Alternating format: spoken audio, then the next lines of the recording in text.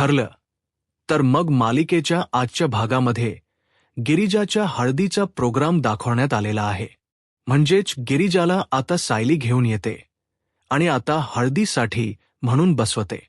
दुसऱ्यांना रुद्रलाही अर्जुन घेऊन येतो आणि तोही हळदीसाठी बसलेला असतो. इकडे आता प्रिया, सावी आणि त्या आत्या या तिघीही जणींना पाहत असतात नेमकं काय होतं. सावीच्या मनात खूप जास्त धाकधूक असते. तिला वाटत असते की काही झालं तरी सुद्धा रुद्राची उष्टी हळद लागायला नको असं सावीच्या मनात असतं. इकडे मात्र आता वासंतीने हळदीची छान तयारी केलेली असते. तर वासंती पहिल्यांदाच सायलीला हळद लावायचा मान देते. सगळ्यात आधी रुद्राला हळद लावायचा प्रोग्राम होतो. म्हणजेच आधी रुद्राला हळद लावून झाल्यानंतर तीच उष्टी हळद इकडे मात्र गिरिजाला लागणार होती. म्हणूनच सायली पहिल्यांदा हा हळदीचा मान पटकवते. सायली नंतर अर्जुन, सायली आणि अर्जुनची हळद लावून झाल्यानंतर अर्जुनच्या हाताला थोडीशी हळद असते. अर्जुन जाऊन सायलीच्या बाजूला उभा राहतो. आता बाकी ज्या काही बायका हळदीच्या प्रोग्रामसाठी आलेल्या असतात ना, त्या आता हळद लावायला सुरुवात करतात. एक एक करून बायका समोर येतात आणि रुद्रला हळद लावत असतात. सायलीच लक्ष गिरिजाकडे असतं आणि गिरिजा सुद्धा अधूनमधून सायली आणि अर्जुनकडे बघत असते. तर इकडे मात्र अर्जुनच भलतंच सुरू असतं. म्हणजेच काय तर आता अर्जुनला ना काही झालं तरी सुद्धा सायलीच्या गालाला हळद लावायची असते आणि त्यासाठी तो हळूच आहे ना, त्याच्या हातामध्ये जी हळद असते ती सायलीच्या गालाला लावतो. आता सायलीच्या गालाला त्याने हळद लावल्याबरोबर इकडे मात्र आता सायली लाजू लागते आणि हे सगळं काही गिरिजा पाहून हसू लागते. गिरिजा म्हणत असते की काय रे भलतंच चाललं यार तुमचं तर. आणि त्याच वेळेला आता इकडे हळदीच्या प्रोग्राममध्ये गिरिजा, सायली, अर्जुन मध्येच रमलेली असते. कारण त्यांचं जे लग्न होतं ते सुद्धा कॉन्ट्रॅक्ट मॅरेज झालेलं होतं आणि कॉन्ट्रॅक्ट मॅरेजमधून त्यांचं प्रेम इतकं फुललेलं होतं ना की आता ते प्रेम एका वेगळ्याच टोकाला जाऊन पोहोचलेलं होतं. म्हणजेच आता सायली सुद्धा अर्जुनला हळूच हळद लावते आणि त्यानंतर मात्र त्यांचा छान असा हळदीमध्येच मस्त असा रंगपंचमीचा खेळ चालू आहे असं म्हणायला हरकत नाही. खूप सुंदर असे दोघेही जण एकमेकांना हळद लावत असतात. हे दोघेही जण हसत असतात. इकडे मात्र आता पहिल्यांदा रुद्रला सगळीजण हळद लावतात. तर दुसरीकडे मात्र आता हळद लावायचा मान जो आहे तो मात्र या नागेश्वरला सुद्धा दिला जातो. म्हणजे नागेश्वरला सुद्धा आता सांगितलं जातं की तुम्हीही या आणि हळद लावा तुमच्या लाडक्या चिरंजीवाला. मग काय नागेश्वर हळद लावतो आणि त्यानंतर त्या सुभानरावला सांगतो की याचा खूप मोठा इश्यू झाला पाहिजे. काही झालं तरी सगळ्या मीडिया चॅनलवर ही बातमीच ऐकायला हवी. कारण आपण आहे ना हा एकदम राजशाही थाटात हा सगळा लग्न सोहळा पार पडतोय. हे सगळं काही मिरवण्यासाठीच नागेश्वरच सुरू असतं आणि नागेश्वर या सगळ्यामध्ये खूप जास्त इंटरेस्टने सखलही होत असतो. तर दुसरीकडे मात्र आता सावीची खूप जास्त चिडचिड होत असते. सावी म्हणत असते की बघितलं ना हे काही झालं तरी हिच्या अंगाला उष्टी हळद लागायला नको. काय करताय तुम्ही लोक.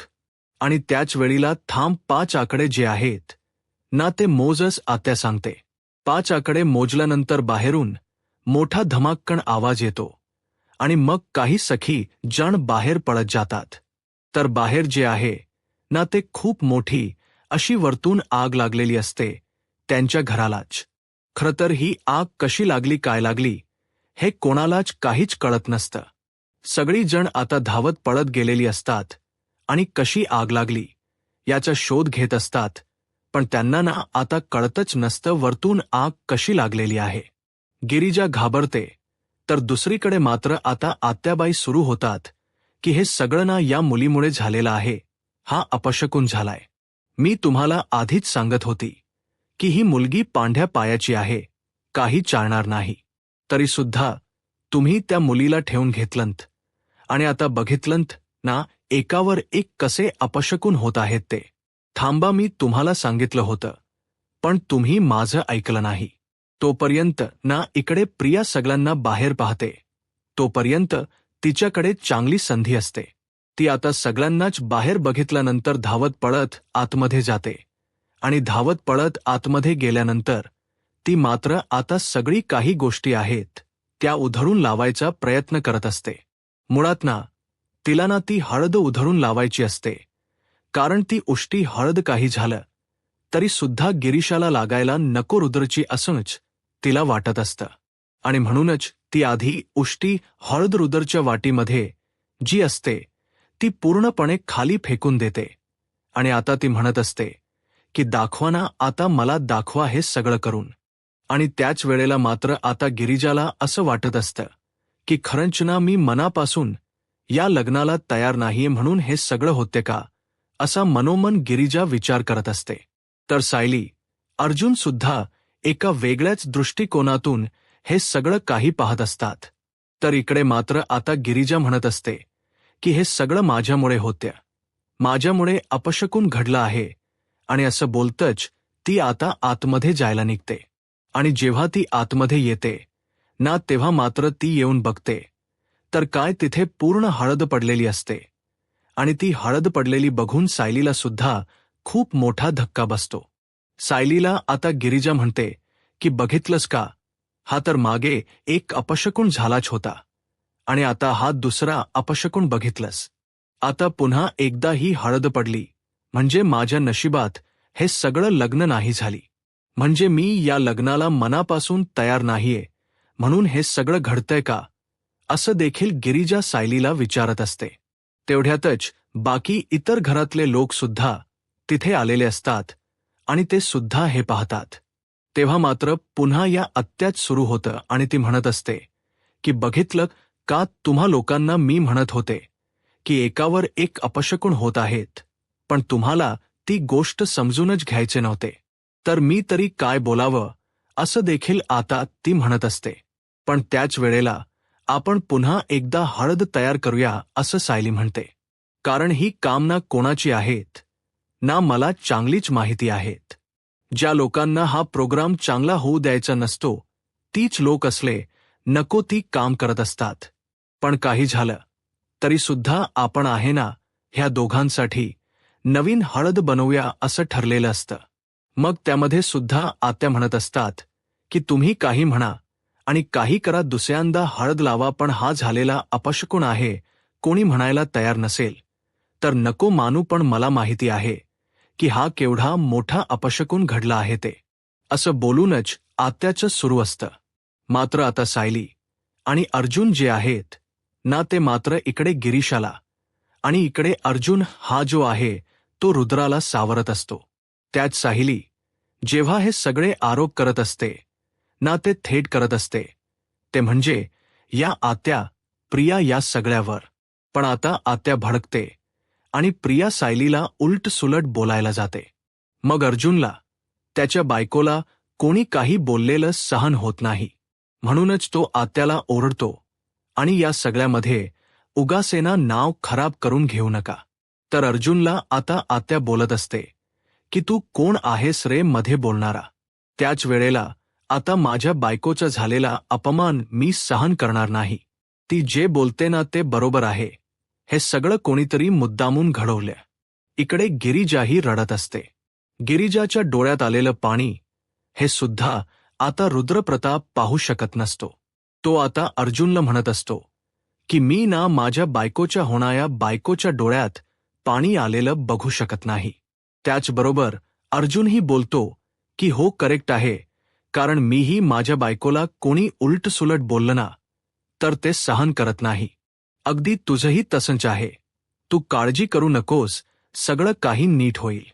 इकडे आता अर्जुन आणि सायली दोघेही जण एकमेकांकडे बघतात.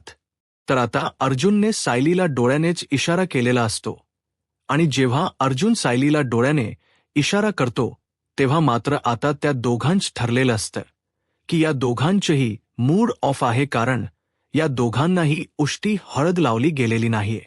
मग आता या दोघांनाही एकमेकांची उष्टी हळद तर लावायला हवी, तेव्हा शुभ शकून होईल असंच आता त्यांना माहिती असतं.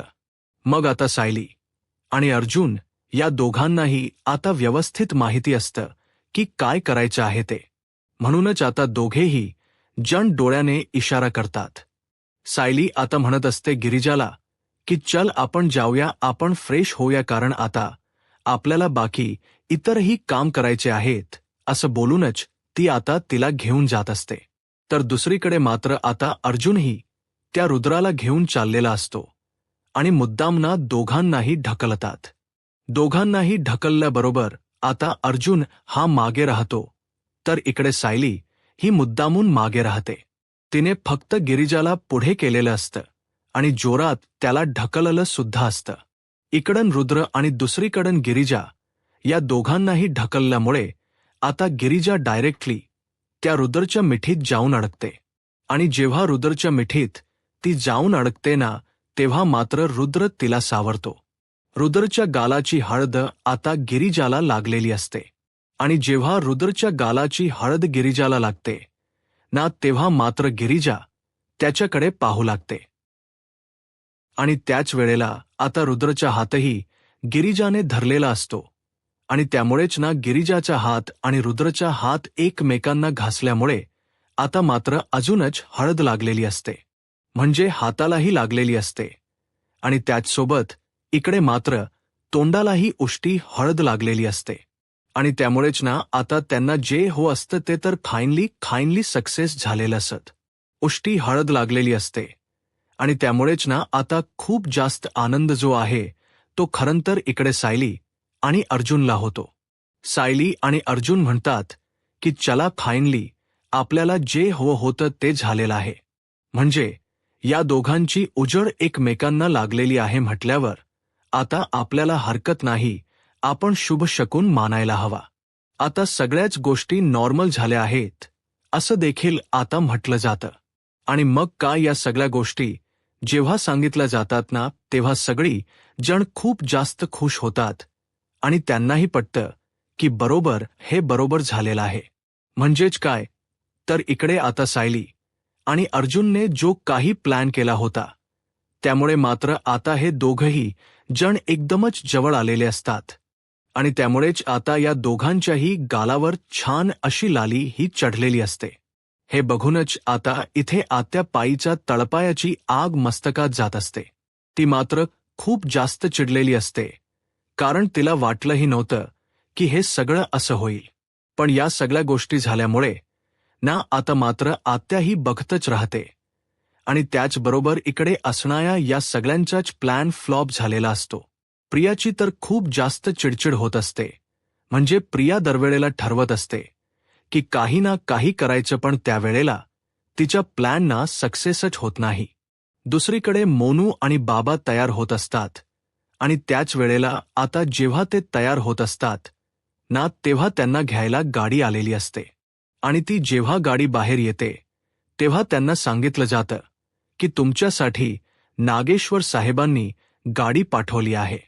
नागेश्वर साहेबांनी गाडी पाठवली म्हटल्यावर दोघेही जण खूप जास्त खुश होतात आणि लगेचच त्या गाडीत जाऊन बसतात. पण ती गाडी खरंतर पाठवलेली असते ती म्हणजे मुद्दामूनच त्या प्रियाच्या आणि त्यासोबत त्या आत्याच्या माणसांनी. आणि त्या लगेच फोन करून तो सांगू लागतो की चला, आपलं काम झालं आहे. आणि त्यामुळेच आता तो सांगितल्याबरोबर इकडे त्या सुद्धा आता खुश असते. आत्या म्हणते की चला, फायनली आपला प्लॅन सक्सेस होत आहे. म्हणजेच आपण ज्या गोष्टी ठरवल्या होत्या त्या सगळ्या गोष्टी आपण ठरवल्याप्रमाणेच होत आहे, हे सुद्धा आता ती सांगत असते. आणि सावी, तू आता लग्नाच्या तयारीला लाग, कारण आता काही झालं तरी सुद्धा लग्न हे उरकायला हो. आणि त्यासाठी आता गिरिजा इथून गेल्यानंतर तुलाच तर तिच्या जागेवर जाऊन बसायचं आहे असं देखील आता म्हटलं जातं. मग काय, इकडे प्रिया, सावी आणि त्यासोबत आत्या या तिघीही खुश असतात.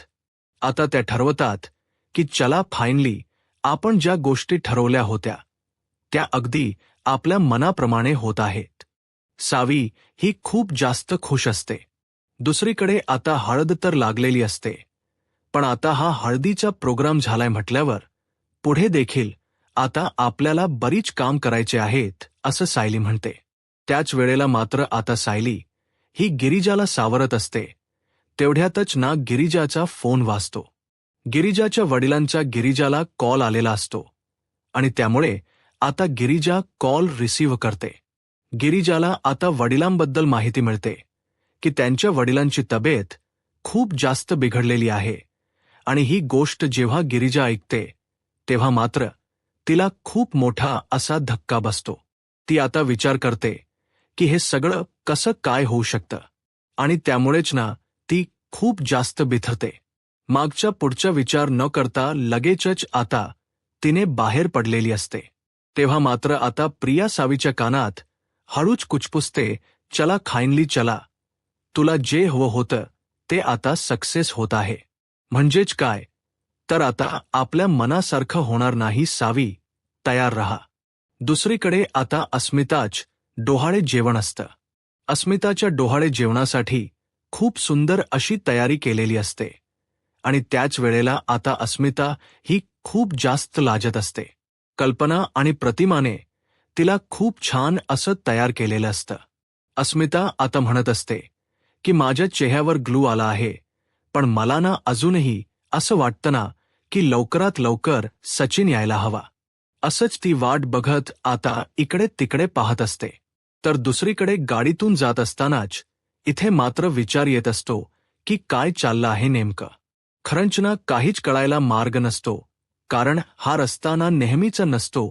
हा रस्ता जरा वेगळा असतो. पण हा रस्ता वेगळा आहे हे सुद्धा त्याला म्हटलं जातं. पण त्यावेळेला जेव्हा त्याला म्हटलं जातं ना की हा रस्ता वेगळा आहे, त्यावेळेला मात्र आता तो म्हणतो की गुपचूपणे चला, तोंडातून एकही शब्द काढू नका. असं बोलल्याबरोबर बिचायांचा नाईलाज होतो. ते दोघेही जण शांत बसतात. पण आता मात्र एक मोठी गोष्ट घडते. समोरून सायली आणि अर्जुनची गाडी समोरच आलेली असते आणि जेव्हा सायली आणि अर्जुनची गाडी येते ना तेव्हा मात्र आता खूप मोठा धक्का जो आहे तो मात्र ते आत्याच्या माणसाला बसलेला असतो. अर्जुन आता गाडीतून उतरतो आणि त्या माणसाची जाम अशी धुलाई करतो. कारण काही झालं सुद्धा मोनूला आणि बाबांना त्याला वाचवायचं असतं आणि त्यासाठी त्याने ही मोठी आता लढत घेतलेली असते आपल्या हातामध्ये. आणि जेव्हा त्यांनी हे सगळं आपल्या हातात घेतलेलं असतं तेव्हा मात्र चांगलीच धुलाई जी आहे ती मात्र आता सगळ्यांचीच तो करू लागतो. कारण एक एक करून गुंड आता तिथे येत असतात आणि त्या गुंडांना आता मात्र तो बेदम मारत असतो. सायली हे सगळं बघून घाबरत असते, पण सायलीला आता अर्जुनने सांगितलेलं असतं की जागेवरून उतरायचं नाही, आतमध्येच बसून राहायचं. म्हणून सायली मात्र आता आतमध्येच बसून असते. त्याच वेळेला आता सगळ्या गुंडांना मारलं जातं. पण त्यावेळेला अर्जुन मोनू आणि त्याचसोबत बाबांना सांगत असतो की तुम्ही दोघेही लवकरात लवकर घरी जायला निघा आणि योग्य त्या वाटेने जा, कारण तुम्हाला माहिती की तुमच्यावर कधी हल्ला होऊ शकतो. नीट जा, व्यवस्थित जा असं देखील आता सांगितलं जातं. मग आता ते दोघेही जण तिकडून जायला निघतात आणि त्याच वेळेला आता त्यांना सांगितलं जातं की दोघंही जण हळूहळू जा, कारण काही झालं तरी ते गुंड पुन्हा एकदा तुम्हाला रस्त्यात त्रास देऊ शकतात. अर्जुनने आता ऐनवेळी येऊन मोनूला आणि गिरजाच्या बाबांना वाचवलेलं असतं. दुसरीकडे मात्र आता नागेश्वर म्हणत असतो की हे सगळं काय चाललंय मला खरंच ना कळत नाहीये, कारण ही पोरगी पण ना आता अंगाला हळद लावलेली असताना बाहेर गेली, त्याचसोबत हा सुद्धा बाहेर गेलाय. काय चाललंय काय. त्याच वेळेला आत्या मात्र खूप जास्त खुश असते, कारण त्यांना माहिती असतं की आता इतक्यात तरी काहीही येणार नाहीये आणि त्यामुळेच ना त्यांना इतका आनंद झालेला असतो की त्यांचा आनंद जो त्यांच्या चेहऱ्यावर स्पष्टपणे दिसत असतो. आत्या म्हणत असते की आता खाईनली मी जेवढे प्लॅनिंग केले होते ते सगळे सक्सेस होताना तिला दिसत असतात आणि म्हणूनच ती खूप जास्त खुश असते. ती आता म्हणत असते की चला, पण तेवढ्यातच ना आता तिथे गिरिजा आलेली असते आणि गिरिजाला आलेलं बघूनच ना सगळ्यांनाच खूप मोठा धक्का बसतो. कारण गिरिजा ही गेलेलीच नसते, पण सगळ्यांना असं वाटत असतं की गिरिजा गेलेली आहे. आणि गिरिजा जेव्हा धावत पळत तेव्हा तिला विचारलं जातं की अगं तू कुठे गेली होतीस. रुद्रही तिला विचारतो. त्यावेळेला ती म्हणते की मला असा फोन आला होता की बाबांची तब्येत ठीक नाहीये आणि म्हणूनच मी गेले होते. मग काय झालं, बाबा भेटले का? तू जाऊन पण आलीस का इतक्या लवकर? नागेश्वर तिला विचारतो. त्यावर नागेश्वरला ती म्हणत असते की नाही, खरं तर ना बाबा मला भेटले नाहीत, पण मला ना ऐनवेळेला सायली आणि अर्जुनने थांबवलं. ते दोघेही जण मला म्हणाले की अंगाला हळद लावलेली असताना तू अशी बाहेर जाऊ शकत नाही आणि म्हणूनच तुला मात्र इथेच थांबावं लागेल. आणि त्यामुळेच आता त्यांनी मला इथेच थांबायला सांगितलं आणि ते दोघेही जण लवकरात लवकर गेले आहेत. त्यावर आता रुद्रप्रताप म्हणत असतो की ठीक आहे, तू तर ठीक आहेस ना, हेच मला खात्री हवी होती. कारण कधीही काही घडू शकतं. पण त्यावेळेला ना मात्र सावी खूप जास्त चिडचिड करत असते. कारण त्यांना असं वाटत असतं की गिरिजाच्या तिकडन गेली का गिरीच्या इतक्यात तरी येत नसते. तिच्या बाबांना ती शोधत बसतात. पण इथे मात्र सगळा प्लॅन ना चौपट झालेला असतो. इथे काही मात्र ती आता बाबांना शोधायला गेलेलीच नसते ना. त्यामुळे ती पुन्हा आल्यामुळे ह्यांची खूप जास्त चिडचिड होऊ लागते. दुसरीकडे आता अस्मिता ही अजूनही वाट बघत असते की कधी एकदा सचिन येतोय. कल्पनालाही ती विचारते, मम्मा तू फोन केला होतास का? तर कल्पना सांगत असते की हो बाया, मी कॉल केला होता आणि त्यांनी मला सांगितले की ते इतक्यातच पोहोचणार आहेत. पण मग अजून कसा हा सचिन पोहोचला नाही, यामुळे खूप जास्त चिंतेत असच ना इथे मात्र अस्मिता असते. आणि त्याच वेळेला आता अस्मिता शांत करण्याचा प्रयत्न प्रतिमा आणि त्याच सोबत कल्पना करत असतात. आणि जेव्हा दोघी जणी तिला शांत करायचा प्रयत्न करत असतात ना, तेव्हा मात्र आता अस्मिताला पाणी सुद्धा प्रतिमा देते आणि तिला म्हणत असते की बाळा शांत हो. तेवढ्यातच ना तिथे आता सचिन आलेला असतो आणि तो येताना ब्युटीफुल असं म्हणतो. त्यावर अस्मिताच्या चेहऱ्यावर हसू उमटतं. अस्मिता आता पाहतच राहते. अस्मिताला तो म्हणत असतो की ते काय आहे ना खरं तर ना मला ना असं वाटत होतं की तुझ्याकडे येतो, पण रस्त्यावर इतकं ट्रॅफिक होतं ना की येताना सुद्धा खूप जास्त प्रॉब्लेम्स आले. तरी सुद्धा मी हळूहळू का होईना याचा प्रयत्न केला. खूप जास्त ट्रॅफिक असल्यामुळेच हे सगळं झालं असं देखील आता तो म्हणू लागतो. आणि जेव्हा हे सगळं तो बोलतो ना, तेव्हा मात्र अस्मिता त्याला म्हणत असते की या सगळ्या प्रसंगात ना तू माझ्यासोबत कायम असावास असं मला वाटतं. तू माझ्यापासून प्लीज लांब जाऊ नकोस ना. मला ना असं वाटतं ना की तू माझ्यासोबत राहावास आणि मग मलाही खूप छान वाटेल ना तू माझ्यासोबत असलास तर. हो डार्लिंग, मी आता तुला सोडून कुठेही जात नाही आहे ना. मी आलोय ना तुझ्यासाठी. आपण मस्तपैकी ना डोहाळे जेवण एन्जॉय करूया. असं देखील आता सचिन जो आहे तो अस्मिताला शांत करत बोलत असतो. त्याच वेळेला तो म्हणतो की मी पटकन आहे फ्रेश होऊन येतो, कारण फ्रेश व्हायला हो मी डायरेक्ट आलेलो आहे. त्यावर अस्मिता म्हणते की ठीक आहे, ज्या पटकन फ्रेश हो आणि ये, तोपर्यंत आम्ही तुझी वाट बघत आहोत. तर आता सगळी जण खूप जास्त खुश असतात, कारण आता सचिन आलेला असतो म्हणून अस्मिताच्या चेहऱ्यावर सुद्धा हसू आलेलं असतं.